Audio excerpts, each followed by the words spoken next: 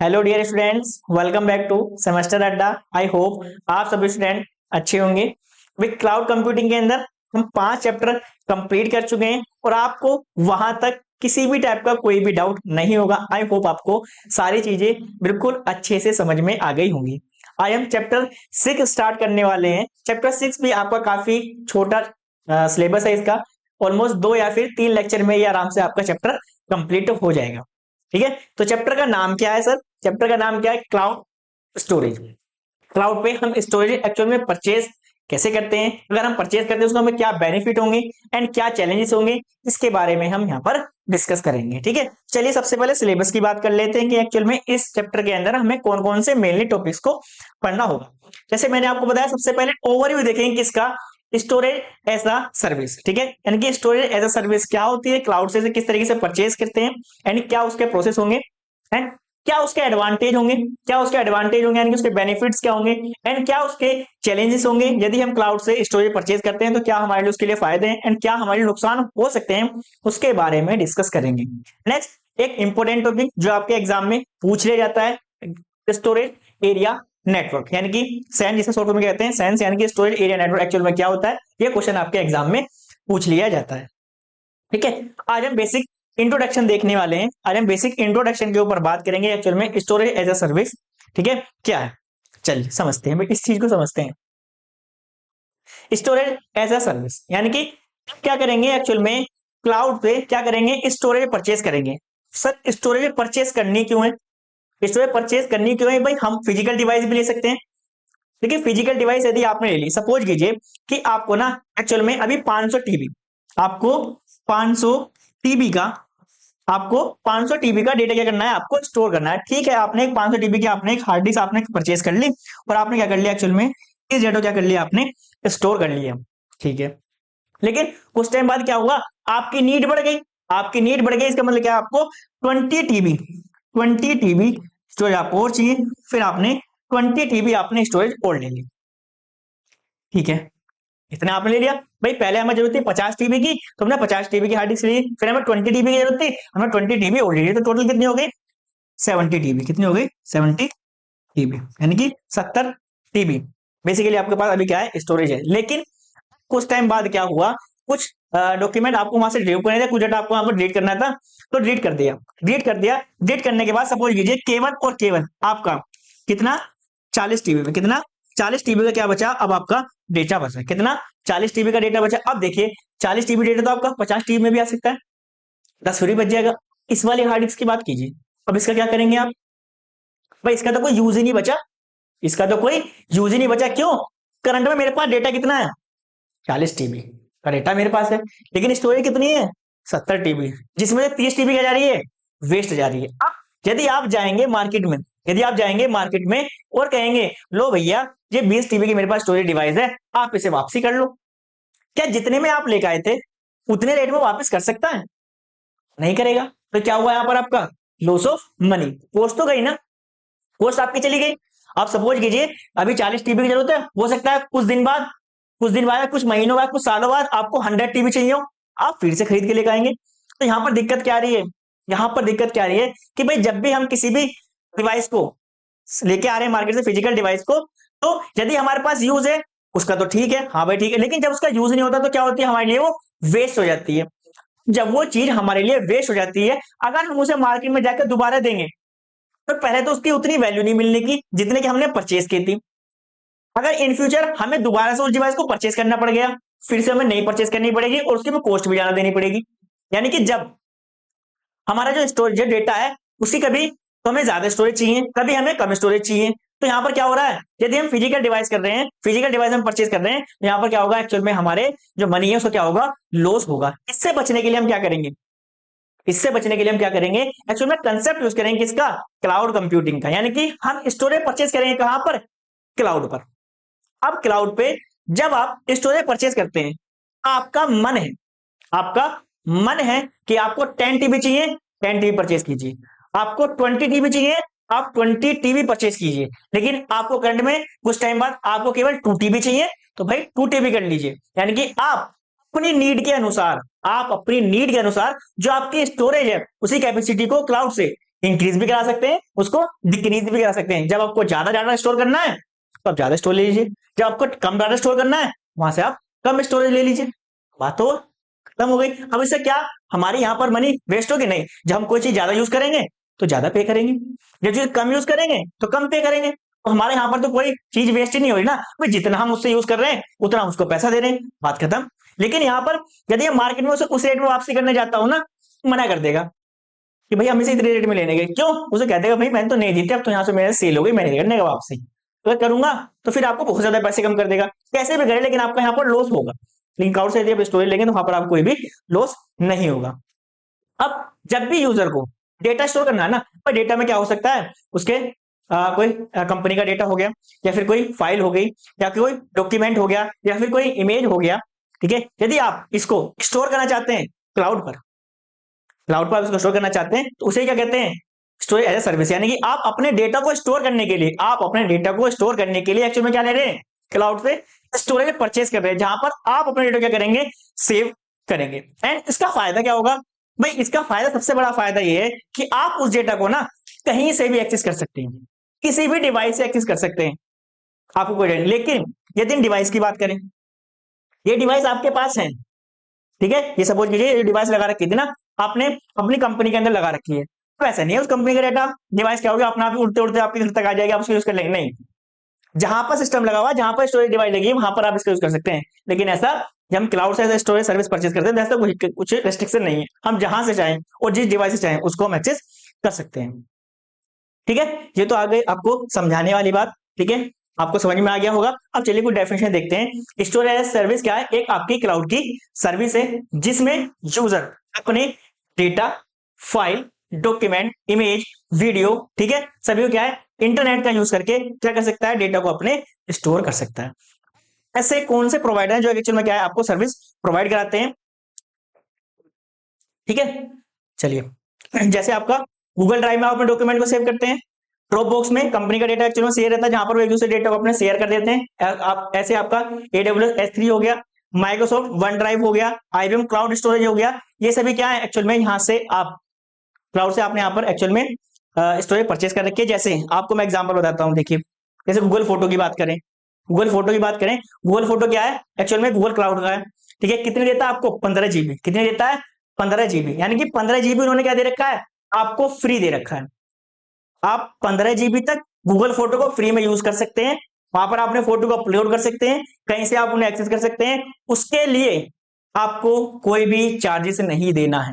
लेकिन यदि 15 GB से ऊपर आपके फोटो जो है, 15 GB वाली स्टोरेज क्या हो गई, फुल हो गई, यदि उससे ऊपर है पे करिए, उसे करना पड़ेगा, आपको पे करना पड़ेगा, ठीक है। लेकिन 15 GB तक यूज करेंगे तो आपको कोई भी वहां पर पे नहीं यूज करना पड़ेगा। तो गूगल फोटो किसका एक्चुअल में, गूगल क्लाउड की सर्विस, किसकी है, गूगल क्लाउड की सर्विस है, जहां पर हमको कितना फ्री मिलता है, 15 GB हमें स्टोरेज वहां पर फ्री मिलता है। इस तरीके से गूगल ड्राइव, जब आप गूगल ड्राइव में कोई अपने डॉक्यूमेंट सेव करते हैं आपसे पैसे मांगे जाते हैं, नहीं ना, वहां पर रेस्ट्रिक्शन है कितना, 15 GB का, 15 GB से आप ऊपर नहीं कर सकते हैं, ठीक है। ये चीज आपको ध्यान रखनी है। इतनी आपको समझ में आ गई। एक्चुअल में स्टोरेज का मतलब क्या है कि जब भी यूजर अपने डेटा, फाइल, ठीक है, डेटा हो गया, फाइल हो गया, इमेज हो गया, ऑडियो हो गया, वीडियो हो गया, इंटरनेट के माध्यम से कहां पर स्टोर कर देगा, क्लाउड पर, इसे क्या कहते हैं, स्टोरेज एज अ सर्विस। चलिए इतना आपको समझ में आ गया होगा। कौन कौन से स्टेप्स होंगे, ठीक है, कौन कौन से स्टेप्स होंगे, किस तरीके से आपका एक्चुअल में स्टोरेज एज अ सर्विस आपका वर्क करता है, तो इसके कुछ मेन स्टेप्स हैं जिनको आपको याद रखना। सबसे पहला काम, डेटा अपलोड। आपको गूगल फोटो है, आपने अपने मोबाइल के अंदर डाउनलोड कर लिया, गूगल फोटो डाउनलोड कर लिया, आपको ऐसा कोई है कि आप ना अपने फोन में डाउनलोड तो कर लिया और आपने सेटिंग नहीं कर रखी, एक्चुअल में उसको ना आपको सेट करना होता है कि जो आपके फोटो है ना गूगल फोटो में जाके ऑटोमेटिकली सेव हो जाए, वरना क्या करना पड़ेगा, फोटो को वहां से आपको अपलोड करना पड़ेगा, जैसे आप गूगल ड्राइव में करते हैं, ठीक है। गूगल ड्राइव में जब तक आपका डॉक्यूमेंट गूगल ड्राइव के अंदर नहीं जाएगा तब तक क्या होगा, आप उसे कहीं से भी एक्सेस नहीं कर सकते हैं। मींस सबसे पहला काम क्या है यूजर का, अगर आपने स्टोरेज परचेज कर ली तो सबसे पहला काम क्या है, जो भी आपका डेटा है, जो आपके फोटो हैं, जो आपकी वीडियोज हैं, आप क्या कीजिए, उन्हें अपलोड कीजिए। अपलोड किसके थ्रू करेंगे, इंटरनेट के थ्रू। ऐसा नहीं है आपने डायरेक्टली क्या इंटरनेट बंद कर रखा हो वहां से उसे अपलोड कर रहे हैं, नहीं होने का, कभी भी नहीं होना है, क्योंकि इंटरनेट सबसे पहली रिक्वायरमेंट है क्लाउड से किसी भी सर्विस को एक्सेस करने की। ठीक है, याद रहेगा। चलिए देखिए, यूजर इंटरनेट के माध्यम से अपने डेटा को क्लाउड के सर्वर पर क्या करेगा, अपलोड करेगा। ठीक है, जो डाटा है, अब जो ये डेटा होता है एक्चुअल में क्या है, कुछ छोटे छोटे टुकड़ों, यानी क्या कहते हैं हम, चंक्स। जब आपका कंप्लीट डेटा होगा उसे क्या कर दिया जाएगा, कुछ स्मॉल पार्ट्स के क्या है, चंक्स के अंदर डिवाइड कर दिया जाएगा, या फिर छोटे छोटे टुकड़ों के अंदर विभाजित कर दिया जाएगा, जिन्हें क्या है सिक्योरिटी से क्या किया जा सके, स्टोर किया जा सके। यानी कि कैसे वर्क करता है, कैसे वर्क करता है स्टोरेज सर्विस। सबसे पहला काम क्या है, यूजर भैया अपने डेटा को इंटरनेट का यूज करके वहां पर अपलोड करेगा। जब वो अपलोड करेगा तो डेटा, जो उसका डेटा होगा यूजर का, उसे क्या है डिफरेंट छोटे छोटे क्या है टुकड़ों या फिर चंक्स में क्या कर दिया जाएगा, डिवाइड कर दिया जाएगा, जिससे उसकी सिक्योरिटी क्या हो जाएगी, ज्यादा बढ़ जाएगी। चलिए, इतना समझ में आया।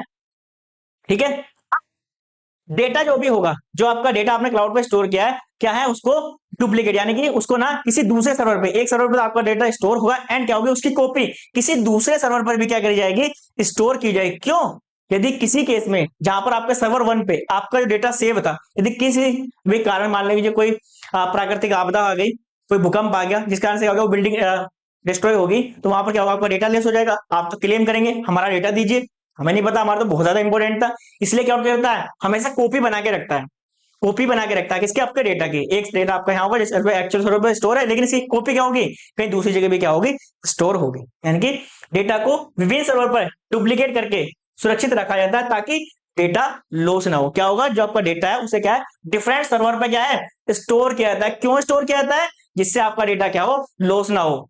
ठीक है, इतना आपको समझ में आया। पहला पॉइंट क्या है कि सबसे पहले भैया यूजर क्या करेगा, डेटा को अपलोड करेगा। Second, access the data. आपने डेटा को अपलोड तो कर दिया, डेटा अपलोड कर दिया, अब आप एक्सेस भी करेंगे। तो जब भी आपने डेटा को एक्सेस करेंगे, जब भी आपने डेटा को एक्सेस करेंगे, तो वहां पर क्या मिलेगा, एक आपको पासवर्ड मिलेगा या फिर एपीआई की मिलेगी। या तो आप पासवर्ड सेट करेंगे, या तो आप पासवर्ड सेट करेंगे, या फिर एपीआई की क्या होगी, एपीआई की, जिसके थ्रू आप ये कर सकते हैं, आप अपने डेटा को एक्सेस कर सकते हैं। सर डेटा कहां से एक्सेस कर सकते हैं, जिस लोकेशन पे हम बैठे थे, जहां से हमने डेटा परचेज किया, स्टोरेज परचेज की थी, वहीं से एक्सेस करेंगे। मेरा कहने का मतलब है कि अभी स्टूडियो में, अगर मैं स्टूडियो में, ठीक है, स्टूडियो में रहने के बाद क्लाउड से एज अ स्टोरेज मैं परचेज करता हूं, तो क्या मैं स्टोरेज जो मैं परचेज कर रहा हूं, मैं उस स्टोरेज को तभी यूज कर सकता हूं जब मैं स्टूडियो के अंदर हूंगा, या फिर मैं अपने घर हूंगा तब भी यूज कर सकता हूं, या फिर कॉलेज में पढ़ाने गया हूंगा तब भी मैं उसे यूज कर सकता हूं। ये भी तो डाउट वाली बात है ना कि एक्चुअल में उससे एक्सेस कहां से कर सकता हूं। भैया मैंने आपको कितनी बार बताया कि क्लाउड से आप जब भी किसी सर्विस को लेते हैं, तो आप उसे कहीं से भी यूज कर सकते हैं। आपने सर्विस बेसिक मेरठ से लिए, आप उसे दिल्ली में जाइए, मुंबई जाइए, ठीक है, कहीं भी जाइए, आप उसको एक्सेस कर सकते हैं। लेकिन एक कंडीशन, क्या, इंटरनेट कनेक्टिविटी। इंटरनेट कनेक्टिविटी नहीं है ना, तो जहां से आपने डेटा को परचेज किया, सॉरी स्टोरेज को परचेज किया ना, अब वहां पर भी है ना, तब भी उसे एक्सेस नहीं कर सकते, क्योंकि फर्स्ट मैंडेटरी कंडीशन क्या है, फर्स्ट मैंडेटरी कंडीशन क्या है, इंटरनेट।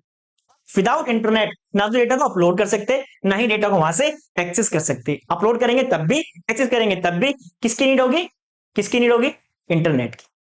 ठीक है, चलिए अब यही पॉइंट्स यहां पर लिखे हुए, यूजर कहीं से भी, ठीक है, कभी भी कहीं से भी इंटरनेट का यूज करके अपने डेटा को एक्सेस कर सकता है। ठीक है, एंड अब डेटा की बात करते हैं। डेटा को एक्सेस करने के लिए यूजर का नेम और पासवर्ड, यूजर का नेम बताइए भाई, पासवर्ड बताइए, तब आप एक्सेस कर सकते हैं, या फिर एपीआई की, या फिर एपीआई की आवश्यकता होगी, जिसके थ्रू कर सकते हैं, जो भी आपने क्लाउड पर डेटा स्टोर किया होगा आप उसे वहां से एक्सेस कर सकते हैं। कुछ सर्विस ऐसी रहती है जिनको ऑफलाइन भी दिया जाता है। ऐसा नहीं है कि क्लाउड से सारी सर्विस जब परचेस करेंगे सारी क्या होंगी, एक्चुअल में आपके ऑनलाइन होगी, कुछ सर्विस क्या आपके वहां पर ऑफलाइन भी परचेस, मतलब ऑफलाइन भी आपको प्रोवाइड कराई जाती है। ठीक है, इतना आपको समझ में आ गया। पहला अपलोड, दूसरा एक्सेस, तीसरा सिक्योरिटी, तीसरा सिक्योरिटी। ठीक है, सिक्योरिटी एंड बैकअप, यानी कि जो आप डेटा एक्चुअल में स्टोर कर रहे हैं ना, जो भी आप डेटा को स्टोर करेंगे, उसे क्या है, इंक्रिप्शन मेथड का यूज करके, इंक्रिप्शन मेथड का यूज करके ऐसे फॉर्मेट में बदल दिया जाएगा जो किसी दूसरे यूजर के द्वारा, यानी कि अनऑथराइज्ड यूजर के द्वारा उसको रीड करना आसान नहीं होगा, जिससे क्या होगी, हमारे डेटा क्या होगी, सिक्योरिटी इंक्रीज हो जाएगी। यानी कि डेटा को इनक्रिप्ट फॉर्मेट में स्टोर किया जाता है, जिससे कोई भी अनऑथराइज्ड यूजर उसे एक्सेस ना कर सके। ठीक है, किस लिए, जिससे कोई थर्ड पार्टी वाला, कोई हैकर ठीक है, कोई हैकर कर सके, डाटा को वहां पर एक्सेस ना कर सके, उसलिए क्या करते हैं, डेटा को इनक्रिप्ट कर देते हैं। इनक्रिप्शन का मतलब क्या है कि एक ऐसे मेथड में आप उसे एक मेथड कह लीजिए या फिर आप एक तरीका कह लीजिए इनक्रिप्शन, जिसमें आप अपने डेटा को एक ऐसी फॉर्म में चेंज कर देंगे जिसे हर कोई समझ नहीं सकता। जैसे आपका डेटा में लिखा हुआ था केवल हेलो, क्या लिखा था आपके डेटा में, हेलो, और आपने यहाँ पर इसके ऊपर इनक्रिप्शन लगाया। इनक्रिप्शन लगाने के बाद आपने इसको इस तरीके से कन्वर्ट कर दिया। अब क्या आप बता सकते हैं ये हेलो लिखा हुआ है? कहेंगे सर आपने क्या लिख दिया ये, अरे एक्चुअल में हेलो ही लिखा हुआ है, लेकिन क्या कर दिया हमने इसको इनक्रिप्शन का यूज करके कर दिया इसको एक ऐसे मेथड में। इसे हम क्या कहते हैं, साइफर टेक्स्ट। इसे क्या कहते हैं हम, साइफर टेक्स्ट कहते हैं। यानी कि जब हम अपने नॉर्मल डेटा को, ठीक है, किसमें, इनक्रिप्शन का मेथड का यूज करके किसमें कर देंगे, साइफर टेक्स्ट में चेंज कर देते हैं, ठीक है, तो जो डेटा होगा वो एक ऐसे फॉर्मेट में होगा जिसे किसी नॉर्मल यूजर के लिए पढ़ना आसान नहीं होगा। देखिए यहां पर तो आप समझ पा रहे हैं कि हेलो है, ये क्या आपका नॉर्मल डेटा है, लेकिन ये क्या है आपका साइफर, ये क्या आपका साइफर टेक्स्ट, जिसे आसानी से आप क्या रीड नहीं कर सकते हैं। Next, cloud service provider automatic backup, जिससे डेटा को लॉस होने की संभावना नहीं होगी। ठीक है, डेटा को क्या करता है, ऑटोमेटिकली बैकअप करता है। तो मैंने आपको बताया ना, डेटा क्या डिफरेंट सर्वर पे स्टोर करते रहते हैं, क्यों, इससे क्या है डेटा वहां पर क्या हो, लॉस ना हो। इतना समझ में आ गया, इतनी चीजें आपको समझ में आ गई। चलिए अब type of storage as a service. ठीक है, यदि आप बात करते हैं टाइप्स की, स्टोरेज एज अ सर्विस के कितने टाइप्स होंगे, तो मेनली तीन टाइप्स हैं, मेनली तीन टाइप्स हैं। पहला आपका ब्लॉक स्टोरेज, पहला आपका ब्लॉक स्टोरेज, दूसरा फाइल स्टोरेज एंड तीसरा ऑब्जेक्ट स्टोरेज। कितने टाइप्स हैं सर, तीन टाइप्स हैं। पहला ब्लॉक स्टोरेज, दूसरा फाइल स्टोरेज, तीसरा ऑब्जेक्ट स्टोरेज। ठीक है, सबसे पहले बात करते हैं ब्लॉक स्टोरेज की, यानी कि इसमें जो आपका डेटा होगा, उसमें जो आपका डेटा होगा, डेटा क्या है, कुछ छोटे छोटे ब्लॉक्स के अंदर क्या कर दिया जाएगा, डिवाइड कर दिया जाएगा। ठीक है, आपका जो डेटा होगा, जब कंप्लीट डेटा होगा उसे क्या करेंगे, डिफरेंट छोटे छोटे ब्लॉक्स के अंदर क्या कर देंगे, डिवाइड कर देंगे। अच्छा सर, छोटे छोटे ब्लॉक्स में डिवाइड तो कर दिया, अब मान लीजिए जो हमारा कंप्लीट डेटा था, हमारा कंप्लीट डेटा था ये, एंड इसको क्या कर दिया, तीन छोटे छोटे ब्लॉक्स में क्या कर दिया, उसने डिवाइड कर दिया। सर हमने मान लिया, हाँ, तीन छोटे छोटे ब्लॉक्स में डिवाइड कर दिया। यदि मुझे इस ब्लॉक को एक्सेस करना है तो मैं कैसे करूंगा, इसको एक्सेस करना है अब कैसे करूंगा, और यदि मुझे इस ब्लॉक को एक्सेस करना है तो मैं इन्हें एक्सेस कैसे करूंगा।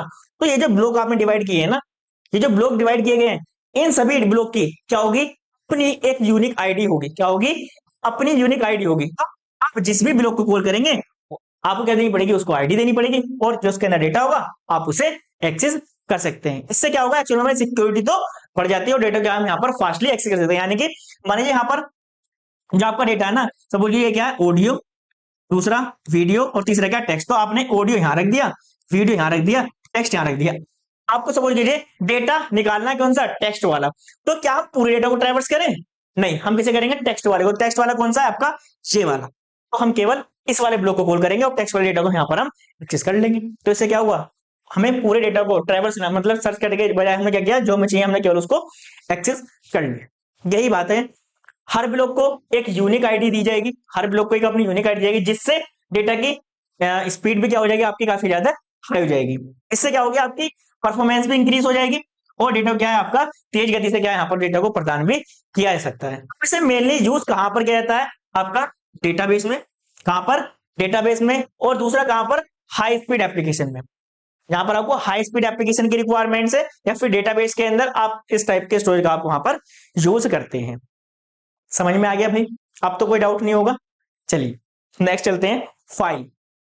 ठीक है, नेक्स्ट चलते हैं भाई फाइल। अच्छा, दो पेज हो गए क्या एक जैसे, अच्छा block storage second one, block storage same page हो गए। चलिए इसको यहां से हम रिमूव कर देते हैं।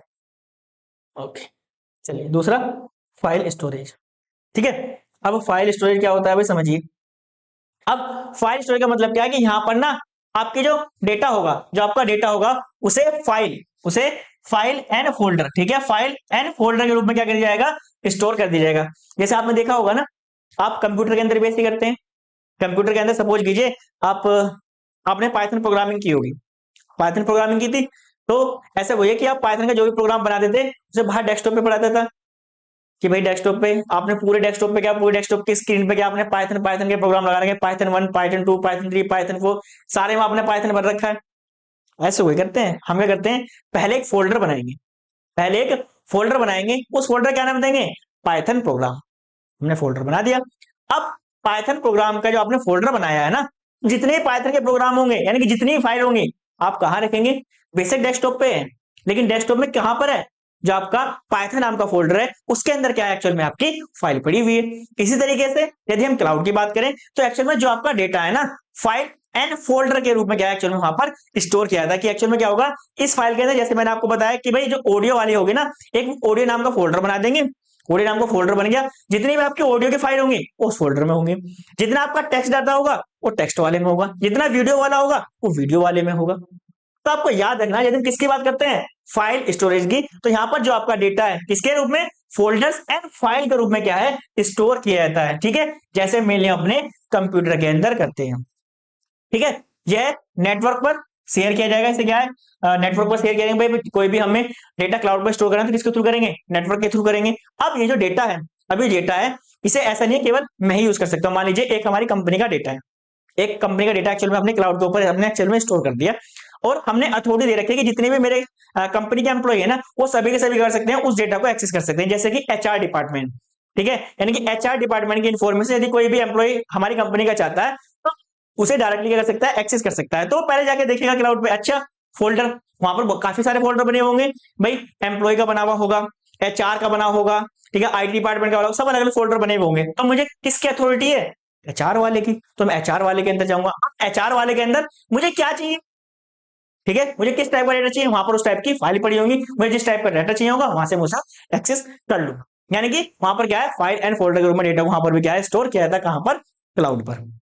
ठीक है, एग्जाम्पल की बात करें, जैसे गूगल ड्राइव है, गूगल ड्राइव में आप एक फोल्डर बना सकते हैं, उस फोल्डर में आप पर्टिकुलर अपने डॉक्यूमेंट को स्टोर कर सकते हैं। इसी तरीके ड्रॉप बॉक्स, ड्रॉप बॉक्स से कंपनी यूज करती है, जहां पर वो अपने सेपरेट डेटा को स्टोर करती है, जिस भी एम्प्लॉय को डेटा चाहिए होता है वहां पर उसको एक्सेस कर लेते हैं। इसी तरीके से आपका माइक्रोसॉफ्ट वन ड्राइव।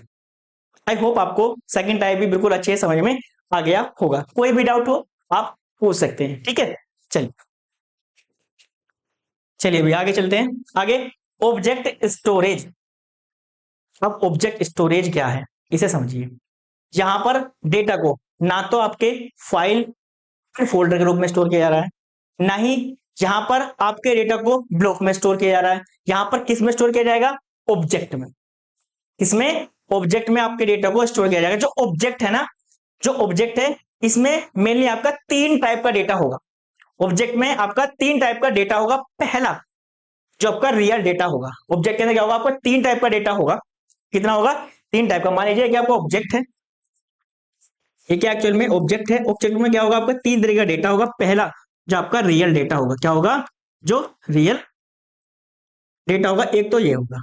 सेकंड क्या होगा सर, मेटा डेटा। क्या होगा, मेटा डेटा होगा। ठीक है, सेकंड क्या होगा आपका, मेटा डेटा होगा। एंड थर्ड वन क्या होगा, क्रिएशन। ठीक है, क्रिएशन। ठीक है, मेनली तीन टाइप का एक्चुअल में डेटा क्या होगा यहाँ पर स्टोर होगा। ठीक है, चलिए यहाँ पर क्रिएशन को हटा के मैं एक चीज और लिखता हूँ जिसको आपको और ज्यादा चीजें समझ में आ जाएगी, और ज्यादा चीजें आपको समझ में आ जाएंगी। देखो पहला तो आपको रियल डेटा हो गया, दूसरा मेटा डेटा हो गया। ठीक है, ये मेटी है, ठीक है, मेटा मेटा डेटा हो गया। एंड थर्ड वन आप यहाँ पर लिख देंगे आईडी, लिख दीजिए, आपके लीजिए आईडी। अब इसको समझिए। ठीक है, जैसे मुझे डेटा सेव करना है, हेलो, मुझे क्या करना है, यहाँ पर एक टेक्स्ट हेलो सेव करना है। ये तो क्या है, मेरा रियल डेटा। ये क्या है एक्चुअल में, मेरा रियल डेटा। ठीक है, ये तो क्या है, रियल डेटा। आप लिख देंगे क्या, हमारा real data. And sir Meta data क्या होगा, इस डेटा के बारे में जानकारी, जैसे इस फाइल का नेम, इस फाइल का नेम क्या है, इस फाइल का साइज क्या है, इस फाइल का साइज क्या है, इसको लास्ट टाइम अपडेट, ठीक है, लास्ट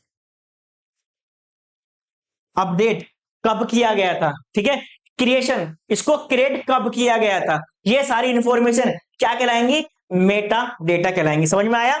हेलो क्या है, आपका रियल डेटा। हेलो क्या है, आपका रियल डेटा। लेकिन sir Meta data, Meta data उस डेटा से रिलेटेड जो भी इंफॉर्मेशन है, जैसे इस फाइल का नेम क्या है, ठीक है, इस फाइल का साइज कितना है, ठीक है, इस फाइल को लास्ट अपडेट कब किया गया था, कब इस डेटा को क्लाउड पर स्टोर किया जाता है। ठीक है, ये सारी इंफॉर्मेशन क्या कहलाएगी, मेटा डेटा। क्या कहलाएगी, ये मेटा डेटा, ठीक है, क्या कहलाएगी, पूरी इन्फॉर्मेशन क्या कहलाएगी आपका, मेटा डेटा, ठीक है। एंड लास्ट वन आईडी, मैंने आपको बताया इससे क्या होगी, एक्चुअल में जो आपका डेटा है, क्या होगी, एक कंप्लीट आईडी भी होगी, जिससे क्या कर सकेंगे आप इस डेटा को एक्सेस कर सकेंगे।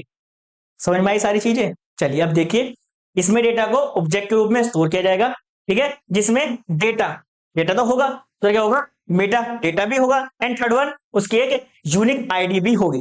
समझ में आ गया, डेटा जो आपका रियल है, मेटा डेटा आपके डेटा से रिलेटेड जितनी भी इंफॉर्मेशन है वो, and unique ID. Object store data को रिप्लिकेशन करता नहीं, डेटा क्या हुआ, ऑब्जेक्ट क्या करता है, रिप्लिकेट करता है, जिससे डेटा को लॉस होने से क्या है, बचाया जा सके, ठीक है। अगर सर्विस की बात करें तो जैसे आपका Amazon S3 यानी कि सिंपल स्टोरेज सर्विस, या फिर गूगल क्लाउड स्टोरेज, आप यहां पर एग्जांपल इनका दे सकते हैं। आई होप आपको यहां तक सारी चीजें अच्छे समझ में आ गई होंगी कि एक्चुअल में स्टोरेज एज अ सर्विस क्या है, समझ में आ गया होगा, इसके बेनिफिट्स क्या होंगे, बेसिक तो आपको समझ में आ गया होगा ना, क्या बेनिफिट्स हैं, ठीक है। नेक्स्ट टाइप्स स्टोरेज के, ठीक है ना, स्टोरेज एज अ सर्विस के टाइप कितने, आपको तीनों समझ में आ गया होगा। ब्लॉक लेवल पे स्टोर कर सकते हैं, फाइल लेवल पे स्टोर कर सकते हैं, या फिर ऑब्जेक्ट लेवल पे आप इसको स्टोर कर सकते हैं। आई होप आपको यहां तक सारी चीजें अच्छे समझ में आ गई होंगी। चलिए भाई अब बात करते हैं नेक्स्ट भाई, एडवांटेज, ठीक है। यही एडवांटेज आप बेनिफिट्स में भी लिख सकते हैं, यही एडवांटेज आप बेनिफिट्स में भी एक्सप्लेन कर सकते हैं, बिल्कुल सेम ही है, ठीक है। चलिए लिख सकते हैं, एंड इसके बाद यदि आप चाहते हैं तो दोबारा से मैं बेनिफिट्स पे अलग से आपको यहाँ पर नेक्स्ट वाली वीडियो के अंदर मैं आपको करा दूंगा। बिल्कुल सेम पॉइंट्स रहेंगे, एक दो पॉइंट्स हो सकता है कि अलग रहे, वरना सारे पॉइंट्स क्या रहेंगे, सेम रहेंगे, क्योंकि आप जो बेनिफिट्स हैं उन्हें आप एडवांटेज में आराम से लिख सकते हैं, कोई भी इशू नहीं है, ठीक है। चलिए सबसे पहला कॉस्ट सेविंग है। मैंने आपको बताया कॉस्ट सेविंग क्यों है, क्योंकि सबसे पहला कोई भी आपको हार्डवेयर परचेज करने की जरूरत नहीं। जब भी आपको कोई सर्विस, जितनी भी आपको स्टोरेज चाहिए, आप क्लाउड से जाकर डायरेक्टली परचेज कर सकते हैं। अब ऐसा नहीं है कि मैं क्लाउड से यदि कोई सर्विस परचेज कर रहा हूं तो पहले मुझे उसके लिए अपने घर में क्या लगानी पड़ेगी, एक स्टोरेज डिवाइस लगानी पड़ेगी। अगर स्टोरेज डिवाइस लगानी पड़ेगी तो फिर क्लाउड से सर्विस लेने का फायदा ही क्या हुआ, फिर हम खुद ही ले आएंगे मार्केट से जाके, खुद ही लगा लेंगे उसे। तो ऐसा नहीं कि यदि आप क्लाउड से कोई सर्विस परचेज कर रहे हैं तो वहां पर आपको कोई भी डिवाइस खरीदने की आपको जरूरत नहीं, यानी कि no need to buy hardware. ऐसा नहीं है कि सर आपने ये तो कहते तो ठीक है, लेकिन भाई एक बात बताइए, डिवाइस स्टोरेज के लिए खरीदने की जरूरत नहीं है, लेकिन एक डिवाइस ऐसी तो हो जिस पर आपको एक्सेस करना हो। अब आप कहने लगे कि सर मैंने गूगल फोटो पे ना अपने फोटो अपलोड किए, भाई एक डिवाइस तो यूज किया होगा, अपना मोबाइल तो यूज किया होगा ना, तभी तो अपलोड किए। कभी आप ऐसे कहने लगे सर ये देखो फोटो है, ये अपलोड हो गया, ऐसे कैसे अपलोड होगा, भाई डिवाइस चाहिए डेटा को अपलोड करने की, यूज करने के लिए। लेकिन हाँ, जो स्टोरेज आप ले रहे हैं, ऐसा नहीं जितनी आपने स्टोरेज ली है तो उतनी स्टोर करने के लिए आपको स्टोरेज डिवाइस चाहिए होगी, नहीं, उसको एक्सेस करने के लिए डिवाइस आपको चाहिए, ना कि उसको स्टोर करने के लिए, ठीक है। क्योंकि स्टोरेज के लिए महंगे सर्वर और हार्डवेयर डिवाइस खरीदने की हमारे यहाँ पर कोई भी नीड नहीं है। सेकंड पॉइंट समझिए इसी में ही, वो सेविंग दूसरे में क्या है आपका, मेंटेनेंस लागत, ठीक है, यानी मेंटेनेंस कॉस्ट। जब भी हम क्लाउड से हमने स्टोरेज परचेज कर लिए, यहाँ पर हम उसे मेंटेन करने की कोई भी जरूरत नहीं है, यानी कि हमें किसी भी व्यक्ति को रखने की जरूरत नहीं है जो हमारे सर्वर को देखे, जो हमारे सर्वर को चेक करे। लेकिन यदि हम फिजिकल की बात करें, यदि हमने अपने ऑफिस में 3 सर्वर या फिर 4 सर्वर लगा रखे हैं ना, तो हमें उसको चेक करना पड़ेगा कि भाई देखो भाई ठीक से सारी चीजें काम कर रही हैं या फिर नहीं। लेकिन यदि हम क्लाउड से लेते हैं तो हम इस बात से फ्री रहते हैं।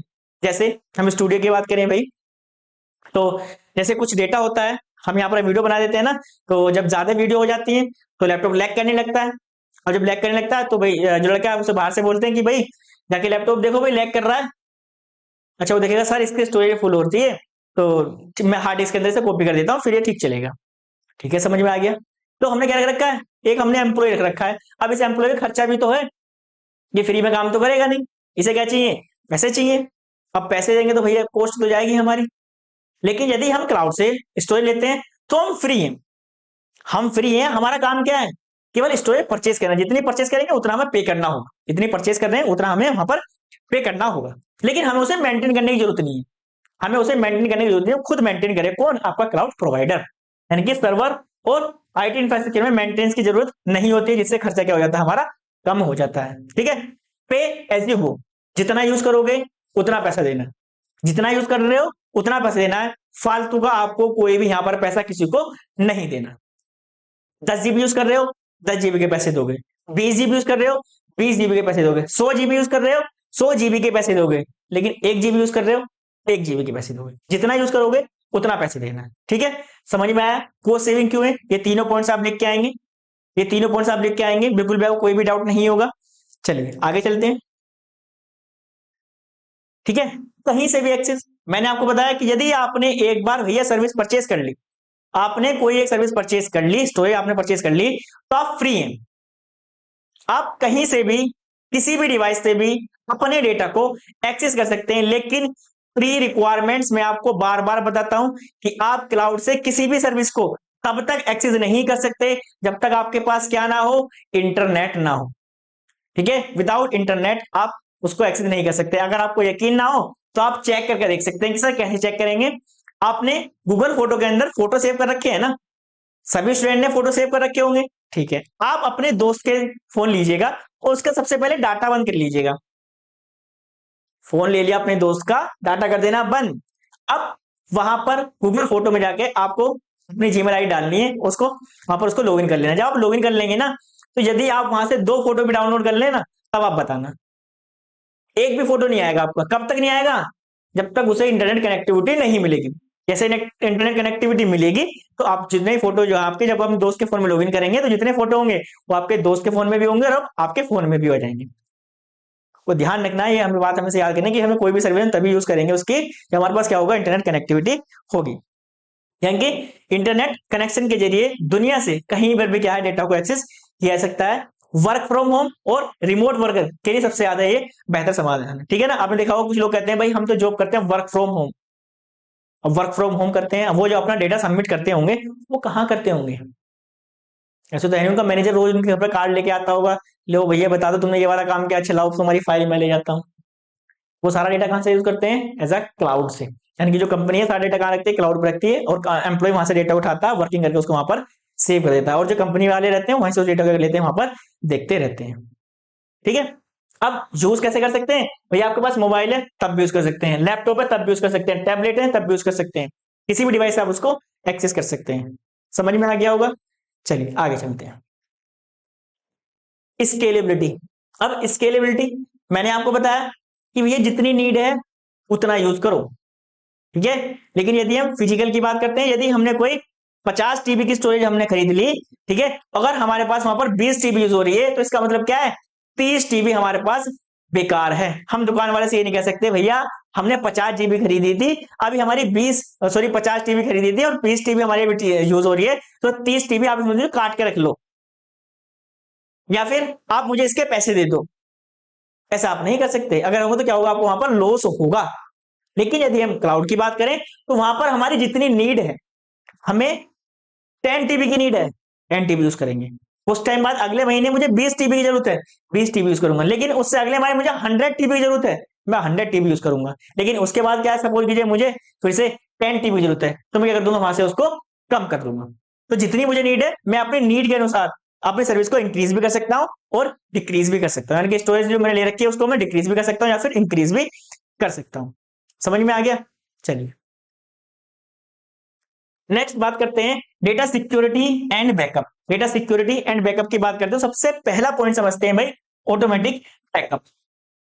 आपको अपने डेटा को बैकअप करने की जरूरत नहीं है, आपको अपने डेटा को बैकअप करने की जरूरत नहीं है, क्योंकि मैंने आपको बताया कि ऐसा नहीं है जो भी आप डेटा अपना क्लाउड पर स्टोर कर रहे हैं वो केवल डेटा आपका एक ही सर्वर पर स्टोर होगा, नहीं, वो डेटा क्या आपका डिफरेंट सर्वर पर क्या रहता है, एक्चुअल में स्टोर रहता है। यानी कि ऐसा क्यों करते हैं? यदि किसी केस के अंदर आपका एक सर्वर क्या हो जाता है, डैमेज हो जाता है, कोई प्राकृतिक आपदा आ जाती है या फिर किसी कारण से वहां पर आग वगैरह लग जाती है, किसी तरीके से खराब हो जाता है, लॉस हो जाता है, तो एक्चुअल में जो यूजर का डेटा है वो कंप्लीटली क्या होगा, लॉस नहीं होगा। क्यों? उसकी कॉपी क्या पहले से बनी रहती है। ठीक है, तो यहां पर आपको अपने डेटा को बैकअप करने की जरूरत नहीं है, जो क्लाउड है वो खुद ही क्या अपने डेटा को क्या करता है, ऑटोमेटिकली बैकअप कम करता रहता है, जिससे कि आपके डेटा के लॉस होने के चांसेस बहुत ज्यादा कम होते हैं। Next, data encryption. ठीक है, अब ये किसके लिए? एक्चुअल में सिक्योरिटी के लिए। किसके लिए? सिक्योरिटी के लिए। इसका मतलब कि मैंने आपको बताया था कि डेटा को क्या है, आपके एक ऐसे फॉर्मेट में चेंज कर देते हैं जिसे क्या है, कोई भी एक अनऑथराइज्ड पर्सन क्या कर सकता है, उसको एक्सेस नहीं कर सकता है। अगर एक्सेस भी कर लिया तो क्या नहीं कर सकता, उसको ब्रेक नहीं कर सकता, क्योंकि वो एक्चुअल में उसको समझ में ही नहीं आएगा कि इस डेटा का मतलब क्या है। ठीक है, ये किसके लिए, सिक्योरिटी को इंक्रीज करने के लिए, यानी कि डेटा की सिक्योरिटी रखने के लिए इनक्रिप्शन टेक्निक्स का यूज किया जाता है। नेक्स्ट आपका डिजास्टर रिकवरी। ठीक है, डिजास्टर रिकवरी का मतलब क्या है कि अगर कोई भी आपका क्या है लोकल सिस्टम, जिस सिस्टम से आप यूज कर रहे थे वो क्या हो गया, आपका डैमेज हो गया। ठीक है, सपोज कीजिए मैंने क्लाउड से एक सर्विस ले रखी है और इस सर्विस को एक्चुअल में इस लैपटॉप के अंदर क्या है, मैंने उसको यूज करता हूं। अब किसी कारण से ये क्या हुआ, जो मेरा सिस्टम है ना वो डैमेज हो गया और मैंने कुछ फाइल इसके अंदर डाउनलोड कर रखी थी जो मैंने अभी क्लाउड से ली थी। अब उन्हें दोबारा फाइल को मैं कैसे लूंगा, तो मैं क्लाउड से उन सभी डिवाइस, ठीक है, जो डेटा है ना मैं उसको जवाब पर क्या कर सकता हूँ, वहां पर उसे रिकवर भी कर सकता हूँ। यानी कि अगर लोकल सिस्टम क्रैश हो जाता है तो क्लाउड से डेटा रिकवर किया जा सकता है। यानी कि यदि आपका जो लोकल सिस्टम है जहां पर आपने डेटा को एक्चुअल में स्टोर कर रखा है, यदि वो आपका डैमेज हो जाता है तो उसके बाद में क्या है, आप क्लाउड से डेटा कर सकते हैं, अपने वहां से रिकवर कर सकते हैं। आई होप आपको समझ में आ गई होंगी सारी चीजें आपको समझ में आ गई होंगी। अब आपको कोई भी डाउट नहीं होगा कि स्टोरेज एज अ सर्विस क्या होती है, कितने टाइप्स की होती है, क्या बेनिफिट्स है या फिर एडवांटेज है। आई होप आपको सारी चीजें यहां तक एकदम अच्छे से समझ में आ गई होंगी। नेक्स्ट वीडियो के अंदर हम देखेंगे एक्चुअल में चैलेंजेस क्या है। ठीक है, चैलेंजेस क्या है, पहले तो वही सिक्योरिटी इशू, सारा डेटा क्लाउड पे स्टोर रहता है, अगर किसी थर्ड पार्टी ने एक्सेस कर लिया सारा डेटा गया। तो ये कुछ इश्यूज हैं जिसके बारे में आपसे नेक्स्ट वीडियो के बारे में आपसे डिस्कस करूंगा। एंड इसके बाद इसका एक टॉपिक और बचेगा आपका नेटवर्क। ठीक है, स्टोरेज एज अ नेटवर्क। ठीक है, तो दो टॉपिक हम इससे आने वाली नेक्स्ट वीडियो के अंदर डिस्कस करेंगे। ठीक है, इसके बाद आपका क्लाउड का 6 चैप्टर भी कंप्लीट हो जाएगा। इसके बाद चैप्टर नंबर 7 को हम स्टार्ट करेंगे और चैप्टर नंबर 7 के बाद आपका क्लाउड हो जाएगा, फिर कंप्लीट हो जाएगा। ठीक है, आई होप आपको यहां तक सारी चीजें अच्छे समझ में आ गई होंगी। यदि इसके बाद भी आपको कोई डाउट रह जाता है तो आप डाउट सेक्शन में जाके चैट कर सकते हैं, आपकी चैट का वहां पर रिप्लाई दे दिया जाएगा। ठीक है, तो चलिए इस वीडियो में इतना ही रखते हैं, मिलते हैं आपसे नेक्स्ट वीडियो के अंदर, तब तक के लिए बाय बाय।